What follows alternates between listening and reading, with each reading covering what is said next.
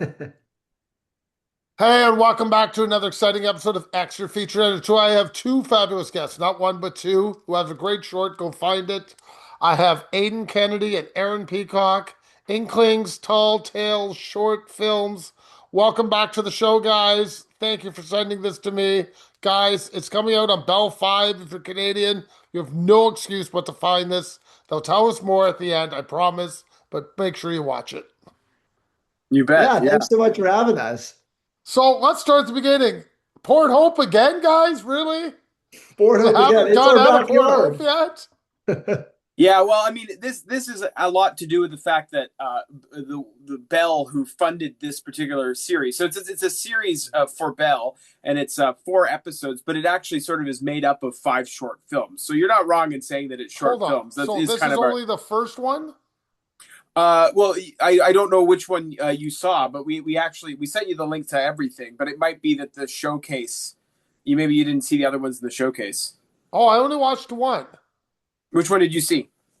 What was this? You want me to ruin it? Which one you saw? Well, we can talk more about that one, which is absolutely Okay, fine. that's what I didn't know there were more. I'm pissed off now because I would have watched them all. So It'll the be a one nice I, tease for you. yeah, it is. The one I watched is got a guy discussing things over his head. And then it goes to a couple on a retreat. Does that help you out? I don't know what one this one's Yep. called. Yeah. That's our pilot episode. It's called Pale Blue Marilou. Okay, so then we're going to discuss Paraboo Mary Lou. Then we're going to come back and discuss the next four, Sure. one after another. Because I like to give you. Let's discuss this one first because I didn't know there were more to watch. Oh yeah. I would have watched them. So okay, we'll get into that later. So I want to say, from your first film to this film, I see a huge difference in shooting. Yeah. Now, you guys, I would say, have grown. Did you guys switch cameras on me? Because this is clean compared to the first one. The first one was very grainy, looked like almost like a found footage film. And this is clean, like almost movie quality shots.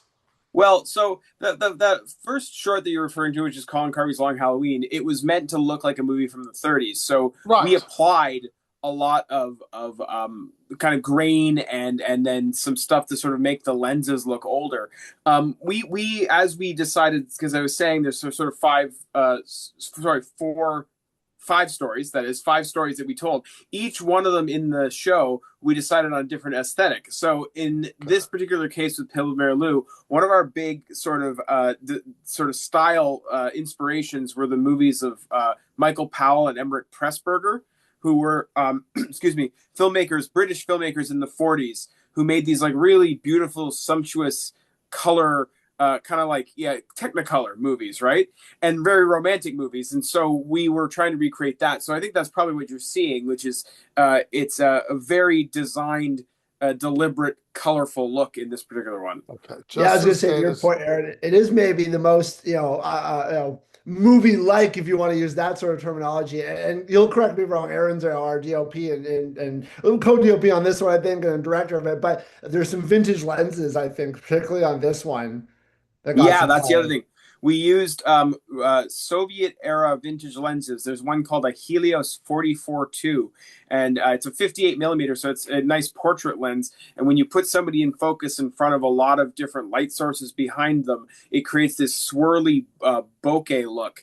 And that's probably what you're seeing as well. It's a very classic kind of Hollywood movie look. Well, I like it. Keep it up. Okay. Second thing, at the beginning of I would always call this a two-part short because you understand. You guys shot it, you know what I'm getting at. Sure. In the first part of the short, there's a guy talking, and a little kid comes over and he fixes the shirt. Yeah. Right. Was that planned? None of that was planned. So this is a neighbor of Aaron's, and I'll flesh out the story. But this is a neighbor of Aaron's, and it's inspired that sequence of the episode. And every episode has that. So they all open with this sort of interview style, and it's in style of what's the Vernon, Florida, Aaron? Vernon, Florida, which is a movie by, what is his name? I'm drawing a blank now. But the movie is Vernon, Florida, which was a movie Errol Morris, who did the Thin Blue Line, made, where he went to this town in Vernon, Florida that he was told it was called Stump Town because people were cutting off their limbs to get insurance money. And he got there. He thought this would be a great subject for a documentary, and it's a very Florida story, right? So he gets to Florida and he pulls his cameras out and he's ready to make this Stump Town movie. And then it turns out nobody actually had done it. So he was stuck there and had to finish the project. And what he did is he just interviewed weirdos from the town. And I have always loved the interviews from that, because it's like you catch these people midlife, midday, and they then have to sort of like spew out an anecdote. And sometimes they exaggerate, and sometimes they get, like go way over the top with it. But when we pitched this show to Bell, we originally had this like wraparound idea, which was we were going to introduce all of the authors that had written these stories, because we're very influenced by short story writing. And it got to be, when we finally came around to like kind of developing the show, we went, that's way too much to shoot. And so our alternative pitch was, let's do Vernon, Florida opening. So that is my kind of next door neighbor, and that is his son. And yeah, they are. So like all these very verite interviews, and like Aaron said, his next door neighbor has 4 boys, and we knew if we just pointed the camera and said like, "Hey, you kids go play on the trampoline," we'd get something. So the fact that his neighbor came out, his neighbor was such a good sport, really played it up. Like, it was awesome for us. Had the drink in his hand. He's kind of got there's a Trailer Park Boys vibe to that, and his son just coming over, and we were like, goal. We knew exactly we wanted something like that. We knew it would happen, but we just didn't know what would happen exactly. We goosed the sound of the ice cubes just a little bit. Do you guys have problems finding actors in Port Hope? Well, so funny you should say that. So no, and the reason, and I would say this to anybody that is trying to do, like, if you're going into the dramatic arts, whether or not you're making a short film or you want to put on a play, whatever, go to your local coffee shop, because almost consistently across the board, your local coffee shop is filled with the artists that have to have a day job. And so we, you notice that the kind of male lead in this particular episode is the same guy who played Colin in Colin Carvey. Oh my God! Guys, how long ago did we do Colin Carvey? Well, no, that's fair. It's been 3 I'm years. not going to remember. I am sorry. I watch hundreds of films a year. Well, that's true. Defense, you only see his face at the end of the movie. And okay. I'm like, should I remember that? No, he's wearing a wig in that other one too. But so we brought him back, and he's actually in every episode because he's our good luck charm. But then the female lead is our barista, basically, and we had made another short with her about a year and a half ago now, and we said, and I actually wrote this part for her. I said, I've got an idea. I think you'd be really good in this kind of melancholic woman who's trying to figure out her relationship that gets kind of crazy towards the end, and she was game. I don't think you sent that short to me. Yeah, oh yeah. It's also got Taylor, who's the other actor. You forgot to send me something? Oh, well, no, you're right. We didn't send that short. It had a short festival run last year, and then it was turned into the last episode of this show. We did actually send it to you, yeah. But the finding the actors locally, it also, like, we have the same philosophy when we made Colin Carby, is that, like, these are also community art projects, and we want to make them with the community. And, like, every town's got your local theater troupe, right? A bunch of, like, ours in particular has a lot of volunteer actors in it, and we wanted to utilize all that talent. And a lot of them were like, I don't know, I've never done anything for screen, and they knocked it in the park. So it's like there's all sorts of these talented people you can pull from just your backyard. It's really cool. Okay, but let's talk about where you guys live. It's not a big place, people. It really is not. It's got the best burgers anywhere around here. That's true. We still have Olympus the best. Still have Olympus burger. Okay, then let's cut to the next thing. We have a drone shot. Yeah, sure. Definitely a drone shot, which is fine. And then we have a camera in a car. Now I want to discuss how you guys placed your camera. I really like that work there. Well, so that's a bit of a trick. So that camera that's all in Aidan's garage. So the car doesn't move. The car doesn't move. There's one shot where the car is moving, where we needed to see out the window, but everything else is rear projected. So we shot plates. So there are a couple of reasons for that. We tried to shoot it with the car moving, and it ended up being a wasted day because it was just so hard to get everything shot. And also we have very lovely actors, but lovely actors that sometimes don't have the longest attention span. And so we were trying to get the driving and the lines out at the same time. So it was like, this isn't happening. So what we ended up doing is we went out and we shot plates of the sides of this roads, so like cameras out the window, and then we rear projected them with projectors in Aidan's garage and shot it like they would have done it in 1945. But we thought that also aesthetically works because we're recreating these old movies from the old Hollywood, right? So we thought it worked that way.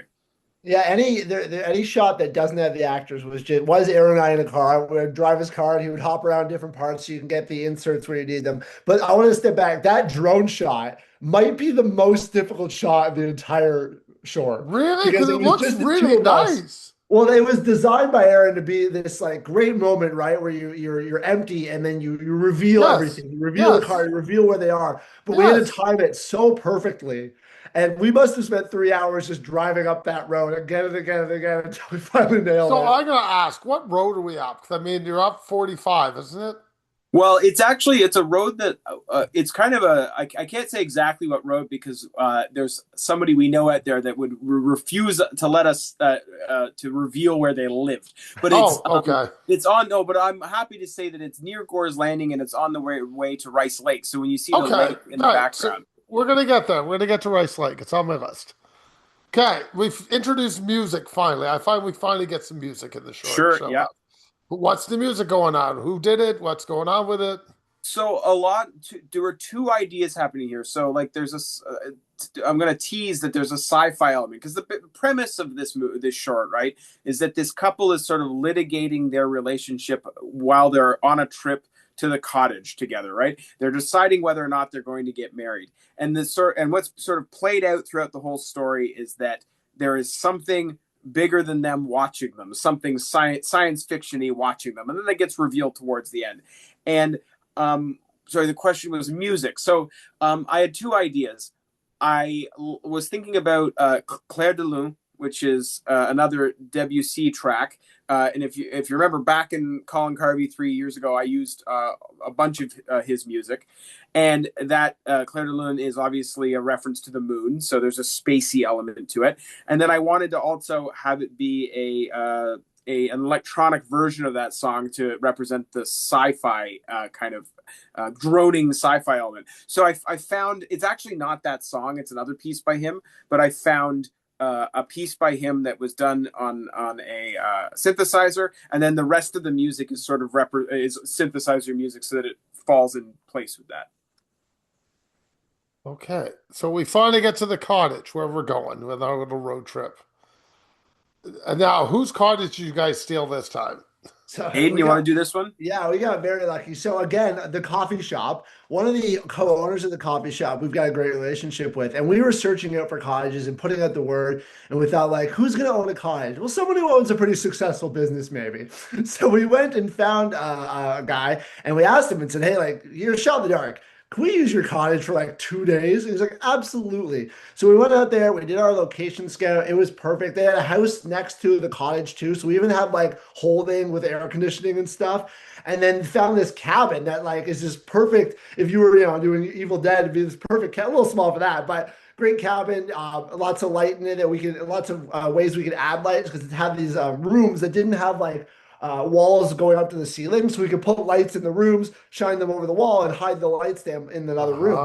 I'm not afraid, Aidan, to say who it was. So go ahead, yeah. If you're familiar with Port Hope, the owner of Happenstance is Ian Everdahl, and he gave us Zach Copeland's name, and Zach is the manager of that restaurant.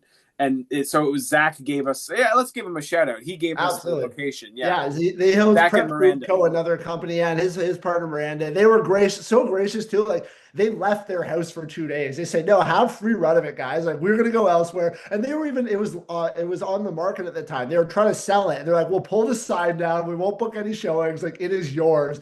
Do whatever you need to do." It had the dock we needed. It had, like I said, another house for holding. It had the big a lawn area that you don't see entirely in the short, but for them, at the end, there's some action we take outside the cabin. So like it fit all the needs.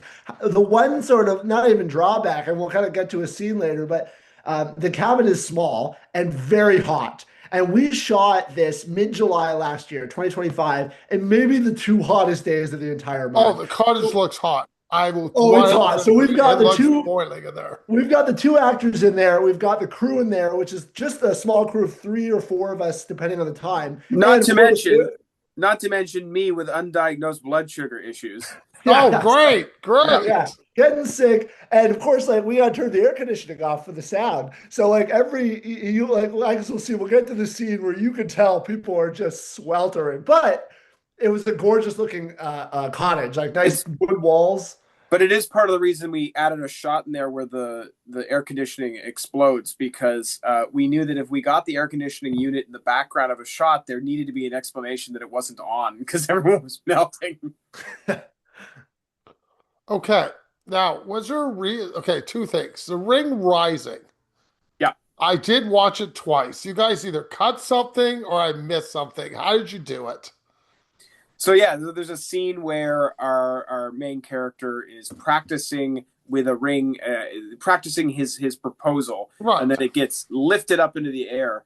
And it's very simple. It's just like it's green screen ring element Uh-huh. with a drone shot. We actually tend not to use a lot of drone in our stuff because drone has become. You watch a lot of shorts and a lot of like stuff from festivals, so you know what I'm talking about. Where I do. once everybody was able to easily do a drone shot, it started to get a little overused, Oh, it's and still it's overused. still overused. And so this particular use of drone in our short, I think, is very purposeful because it's meant to be the viewpoint of something watching them. And I Yes. don't even think I'm trying to think, and I don't think there's any drone in any of the other episodes other than very, very specific shots, right? Yeah, we don't use it as like, your general establishing stuff. It's really designed in every one of these shorts to be something very specific. And I think the other part of that is that the storytelling that we're trying to do is grounded. Like it's meant to be these like character pieces between two characters. So it just doesn't feel like you want to always be floating over them. But in this case, yeah, that's what we did. It was just green screen, and we had a day in Aidan's basement where we had the green screen up, and we just shot ostensibly stills, but we did like some light effects so that there was flashing light, so it looked like it was sort of traveling through the speckled light of the trees, and that's how we pulled off that shot. This might be a weird question, but why was the ring so big? Is that the Oh, only ring? Because it was confusing me why the ring. Because what you did later with it, is that why it was so big? in that, so like, there's a whole kind of gag in the middle of this story that the ring is too big for the Yes. girlfriend's finger, right? Well, yes, it is sort of like for the plot because later on she needs Okay. to make a bad decision about where to put the ring. But Yes, the that's other what part I of was it, wondering. well, the other part of it is that Travis, which is the boyfriend, I think it's also indicative of him as a character that he wouldn't think about something like that. He's all heart and no head, and True. so he True. went and got the ring, but he didn't think to get the ring sized right. Okay. Right. Too And it much also, enthusiasm. yeah, too much enthusiasm, and also like the whole thing was like not entirely inspired by this, but when Aidan proposed to his wife, I was with him when he bought the ring, right? And did you have to get the ring resized? I'm trying to remember. I don't know. I think I found a covert way to find the size, as most prospective fiancés try to do, or your fiancé or partner will just tell you, be like, "Hey, you're dropping hints." Yeah, yeah, yeah. Um, This is what ring I want, and this is the size it needs to be. But yeah, right. if the in story reason is that Travis is a goofball that would not think about that. But Fair I enough. would say at that point too, like in story, you also knowing the Mary Lou character and what her feelings are towards the proposal, right? It makes sense that he wouldn't be able to go and ask that outright. Like he would have True. to I be accept that. over, or he would have to be just ignorant of it. Yeah, right. Okay. Where did the bikini idea come from?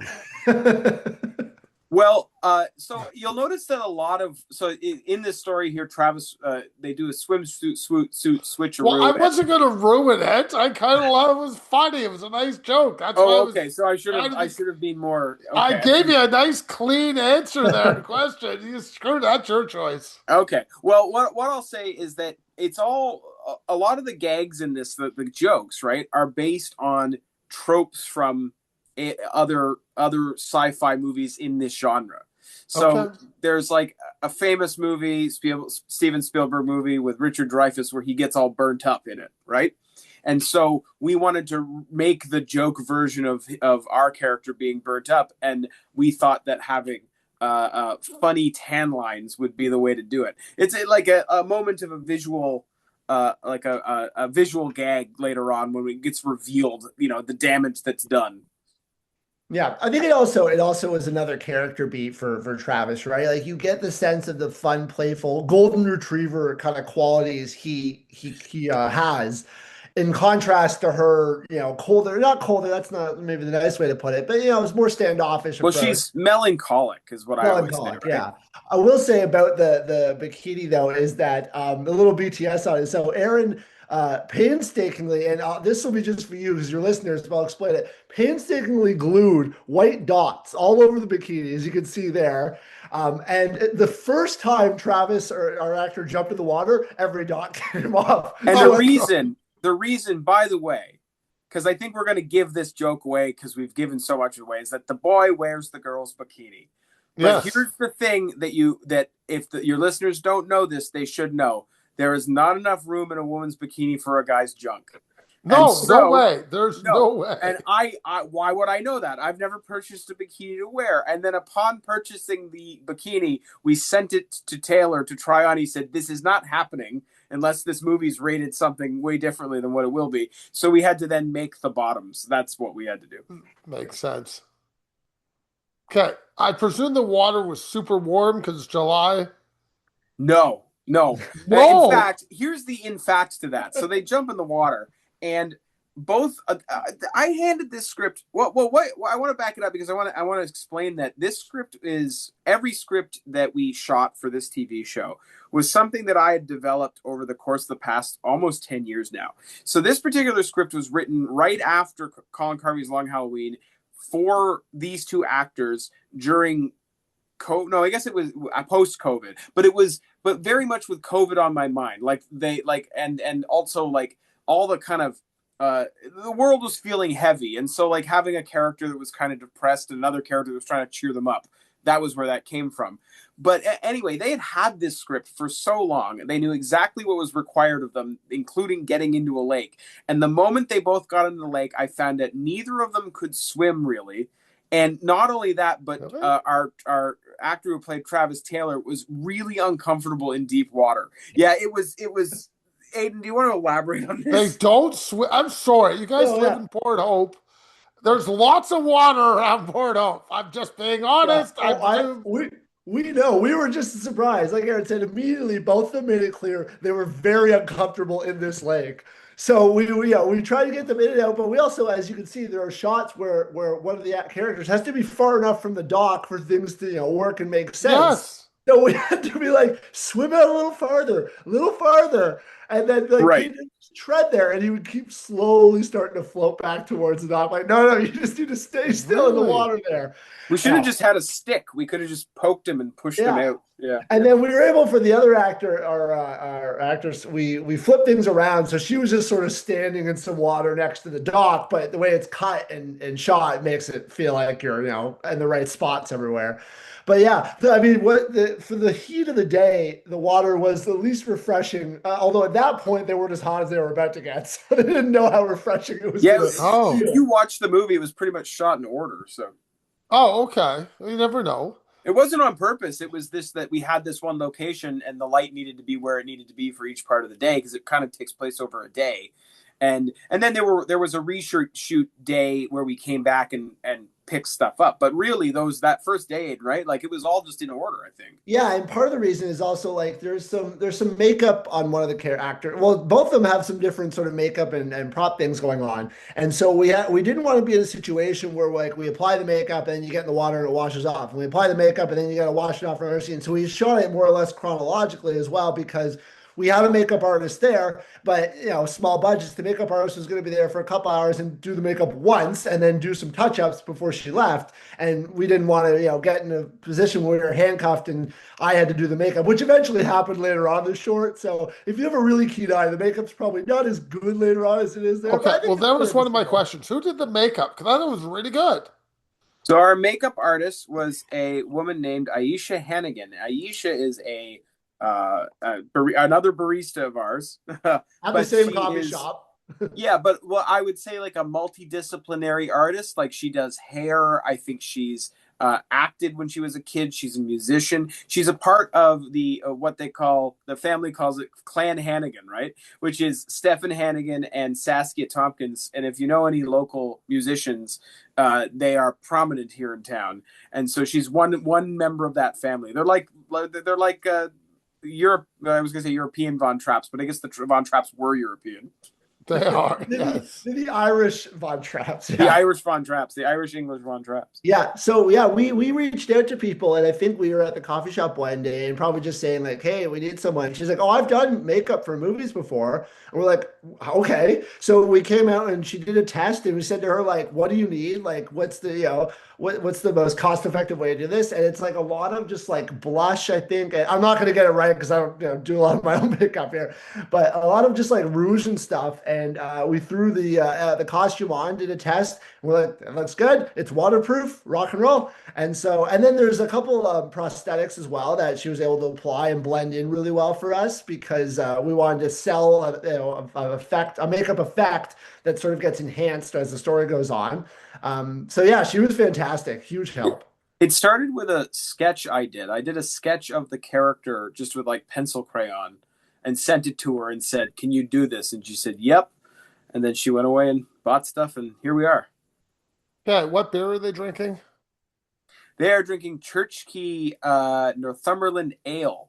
Is Church Key still around? Oh yeah. I haven't had that in forever. Yes, we love Church Key. They've been around for 26 years. Are they still on that same road out of the church? Up in Patrick's Corners, yep. Yeah, that's it. Patrick's Corners.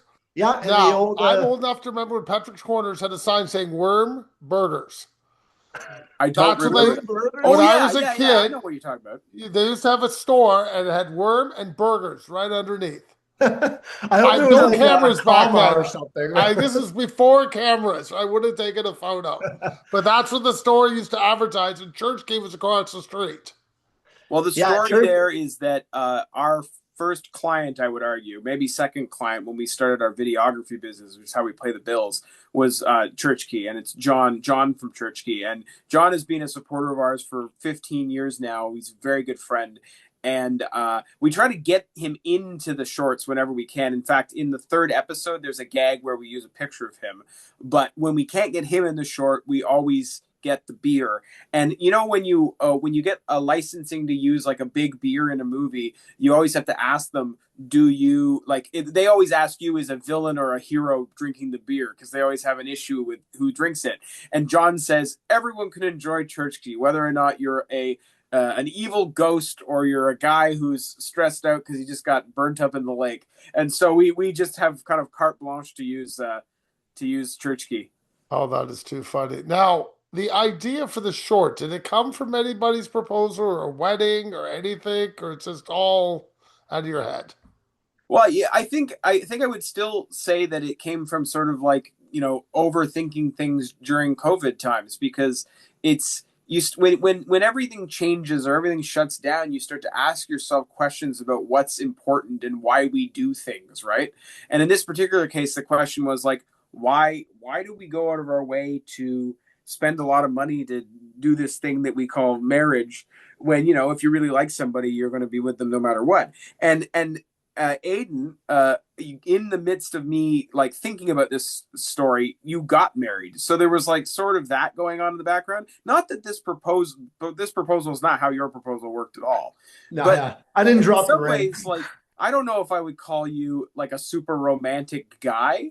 Would you call yourself? No, and I would say I am definitely have the golden retriever qualities that you see in Travis as well. So there's definitely an influence from that. But what I was going to say is that you still, as far as I know, very much like being married, but